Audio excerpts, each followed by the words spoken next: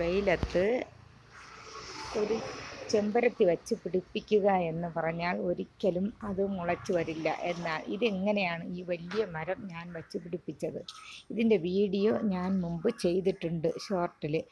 ഇത് ഞാൻ അടുത്ത വീട്ടിലെ വലിയ മരത്തിൽ നിന്നും ഞാൻ ബഡ് ചെയ്ത് എടുത്തു കൊണ്ടുവന്നതാണ്. ഇതിൻ്റെ വീഡിയോ ഞാൻ ചെയ്തിട്ടുണ്ട്. ഒരു മാസമേ ആയുള്ളൂ. നന്നായിട്ട് വേര് പിടിച്ചു നന്നായിട്ട് പൂക്കൾ കായ്ക്കുന്നു. ഒരു ടെറസിൻ്റെ അത്ര പൊക്കമായി. കണ്ടോ, വലിയ മരമാണ്. എല്ലാവരും മുൻ വീഡിയോ കാണുക.